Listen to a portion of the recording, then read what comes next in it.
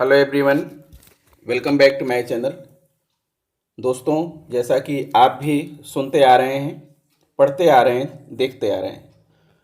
दोस्तों, UP primary शिक्षकों और प्रधानाचार्य की सैलरी में लागू कारपोरेट अप्रेजल सिस्टम।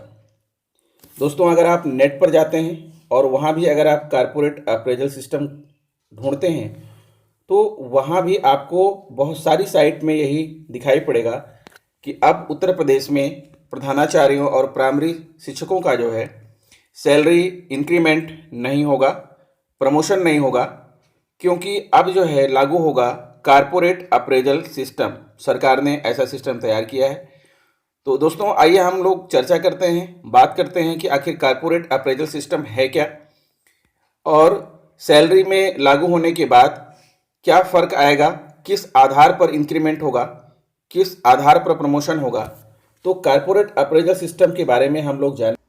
हाँ, तो दोस्तों आइए अब हम बात करते हैं कि कारपोरेट अप्रेजल क्या है, कारपोरेट अप्रेजल सिस्टम क्या है, हम इसके बारे में जान लें, क्योंकि कल हमारा इससे पाला पड़ना है और हमारे विभाग में यह जो है कारपोरेट अप्रेजल सिस्टम लागू होने के लिए सरकार ने अपनी मुहर लगा दी है।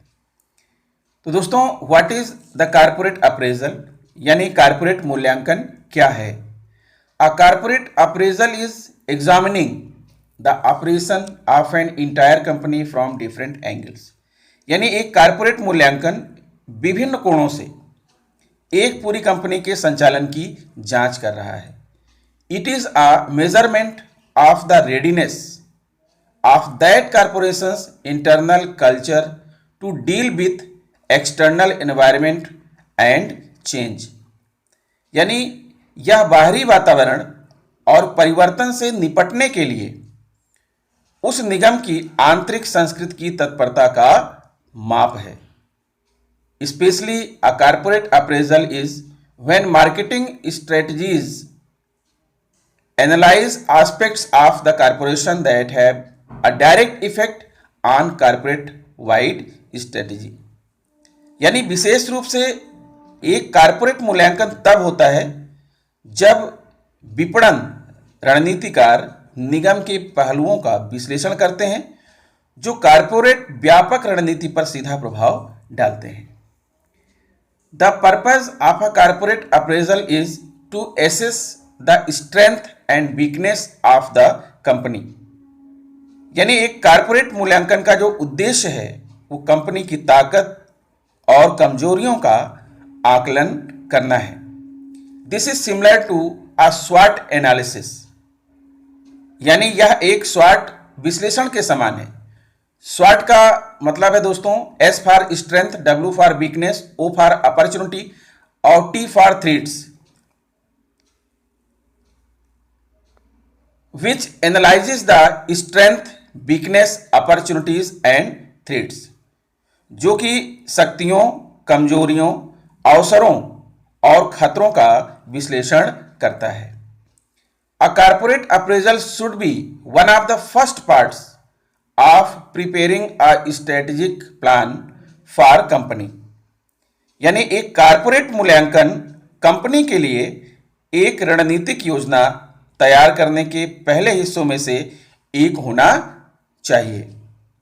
By analyzing the strength and weakness of a company, a good strategy can be made for moving the company forward. यानी किसी कंपनी की ताकत और कमजोरियों का विश्लेषण करके कंपनी को आगे बढ़ाने के लिए एक अच्छी रणनीति बनाई जा सकती है। कहने का मतलब ये है दोस्तों कि अब हमारे विद्यालयों में कंपनी के रूल लागू होने चल रहे हैं और उसी रूल पर जो है हमें अपने आप को तैयार करना होगा। How to conduct a corporate appraisal, यानी एक कारपोरेट मूल्यांकन का संचालन कैसे करें। The basis for conducting a corporate appraisal is to identify the strength and weakness that can influence the company's ability to achieve its goal. यानी corporate मूल्यांकन का जो आधार है उन शक्तियों और कमजोरियों की पहचान करना है जो कंपनी के लक्ष्यों को प्राप्त करने की क्षमता को प्रभावित कर सकती हैं। Depending upon the companies strength it may be able to exploit its opportunities successfully। यानी कंपनी की ताकत के आधार पर यह अपने अवसरों का सफलतापूर्वक दोहन करने में सक्षम हो सकता है। A company's capabilities can be its focal point for its performance and its ultimate survival। यानी एक कंपनी की क्षमताएं इसके प्रदर्शन और इसके अंतिम अस्तित्व के लिए इसका केंद्र बिंदु हो सकती है। यानी कंपनी की जो क्षमता है, उसका जो प्रदर्शन है, उसके अंतिम अस्तित्व के लिए, अर्थात कंपनी आगे रहेगी कि नहीं रहेगी, उसके लिए वह जो है केंद्र बिंदु हो सकता है। A company's capabilities go beyond its value and profitability। अर्थात एक कंपनी की क्षमताएं उसके मूल्य और लाभप्रदता से परे जाती है। A corporate appraisal is concerned with the company's current state of mind and how its culture can change for its survival। यानी एक कारपोरेट मूल्यांकन कंपनी की वर्तमान स्थिति से संबंधित है और इसके अस्तित्व के लिए इसकी संस्कृति कैसे बदल सकती है। A company that is unwilling to change its most likely not going to survive। एक कंपनी जो बदलने के लिए तैयार नहीं है, सबसे अधिक संभावना है कि वह जीवित नहीं है या जीवित ना रहे। अर्थात दोस्तों, हमें भी अपने आप को एक कंपनी की तरह बदलने के लिए तैयार रखना पड़ेगा। A corporate strength is a strong point for the company, something that it does well or something that is unique। यानी कंपनी के लिए एक कारपोरेट ताकत एक मजबूत बिंदु है, कुछ ऐसा जो अच्छा करता है या कुछ ऐसा जो अद्वितीय है। A strength can be a skill, competency, a certain resource or a competitive capability that gives the company an advantage। यानी एक ताकत, एक कौशल, योग्यता और एक निश्चित संसाधन या एक प्रतिस्पर्धी क्षमता हो सकती है जो कंपनी को लाभ देती है।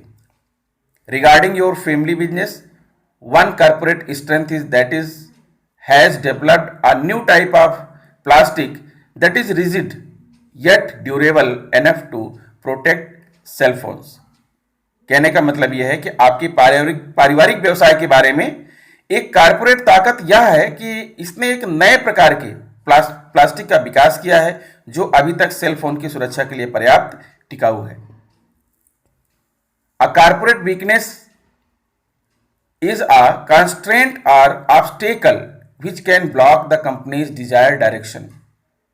यानी एक कारपोरेट कमजोरी की कोई समस्या या बाधा जो एक प्रतिस्पर्धात्मक लाभ प्राप्त करने में कंपनी के वांछित दिशा को ब्लॉक कर सकते हैं या बाधा कंपनी है। It could be a resource. A corporate weakness is constraint or obstacle which can be block the company desired direction or hinder the companies in gaining a competitive advantage। A weakness can be any number of things। यानी कमजोरी किसी भी चीज की हो सकती है। It could be a resource that the company does not have or a condition that would put it in a disadvantageous position। यानी यह एक संसाधन हो सकता है जो कंपनी के पास नहीं है या एक ऐसी स्थिति है जो इसे नुकसानदेह स्थिति में डाल देगी।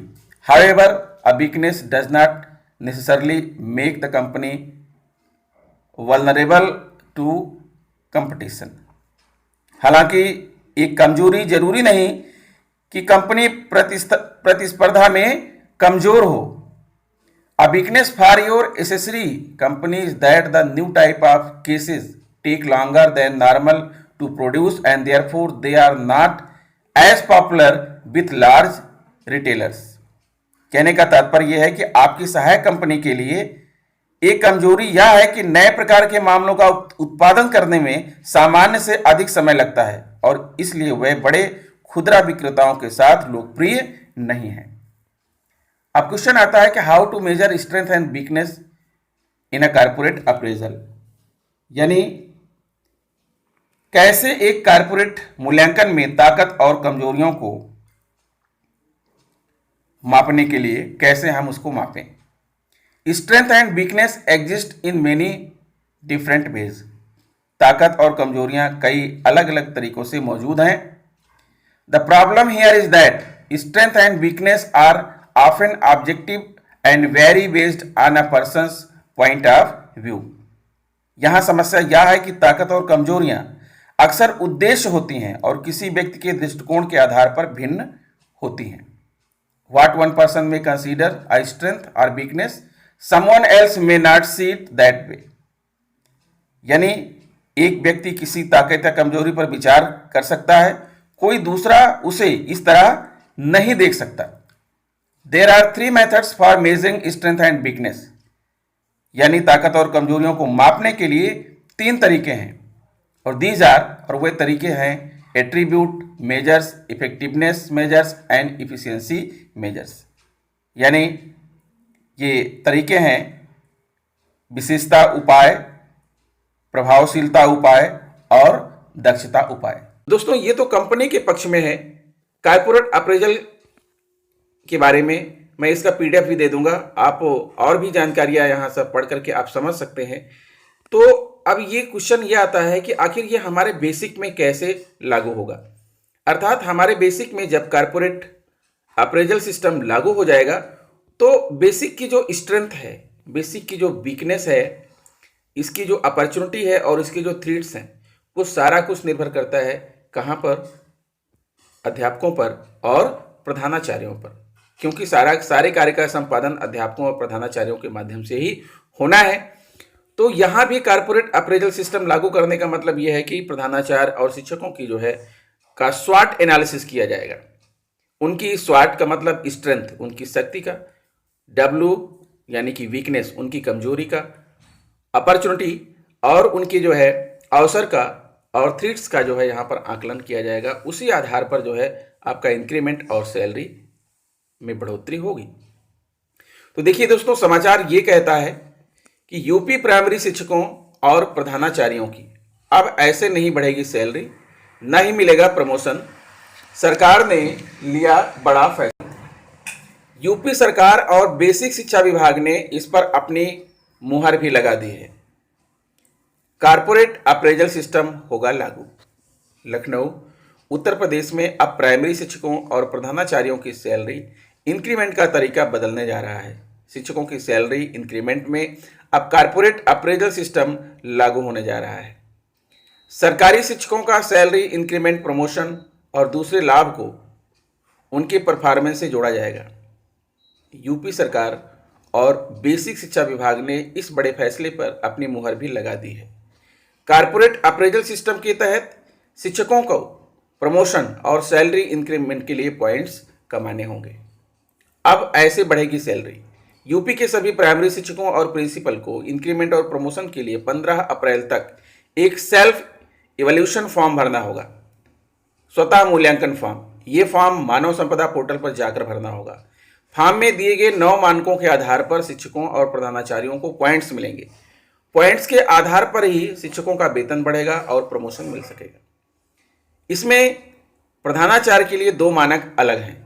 इन 2 मानकों के तहत प्रधानाचार्यों को कायाकल्प योजना के तहत स्कूलों में सुविधाओं को लेकर जानकारी देनी होगी। स्कूल में अगर सभी 14 सुविधाएं मिली तो इसके आधार पर प्रधानाचार्यों को 10 पॉइंट दिए जाएंगे।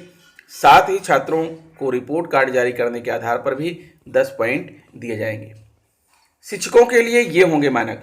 शिक्षकों को जिन मानकों के आधार पर पॉइंट मिलेंगे उनमें स्कूल में उनके द्वारा किए गए नामांकन, आउट ऑफ स्कूल बच्चों की संख्या, प्रशिक्षण कार्यक्रमों में भागीदारी, दीक्षा पोर्टल पर सक्रियता, स्कूल प्रबंधन समिति की बैठकों में भागीदारी, विद्यार्थियों द्वारा पुस्तकालय का उपयोग के आधार पर मिलेंगे।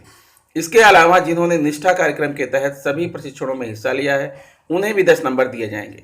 दरअसल राष्ट्रीय शिक्षा नीति 2020 के तहत इसे उत्तर प्रदेश की कार्य योजना में शामिल किया गया है। इसके साथ ही शिक्षकों को IIM, IIT, बनारस हिंदू विश्वविद्यालय जैसे प्रतिष्ठित संस्थानों से प्रशिक्षण भी दिलवाया जाएगा। ODOP को व्यावसायिक शिक्षा में शामिल किया जाएगा। इसके साथ ही कक्षा 9 से 12 तक व्यावसायिक ट्रेड की पढ़ाई भी अनिवार्य की जाएगी। नई शिक्षा नीति के तहत 2022-2023 से न्यूनतम 100 स्कूल प्रधानाध्यापकों को प्रशिक्षण भी दिया जाएगा। ये मास्टर रिसोर्स पर्सन के रूप में काम करेंगे। इसके अलावा हर साल शिक्षकों को 50 घंटे का प्रशिक्षण देने की भी तैयारी है। तो दोस्तों, ये रहा अप्रेजल, कॉर्पोरेट अप्रेजल सिस्टम। आशा करता हूं कि आपको समझ में आ गया होगा। अगर बात आपको क्लियर हो गई है तो प्लीज़ मेरे चैनल को सब्सक्राइब कर लीजिए, बेल आइकन को प्रेस कर दीजिए। ऐसे ही मिलेंगे आपसे ज़रूरी वीडियोज़ लेकर के। ठीक है, तब तक के लिए गुड बाय।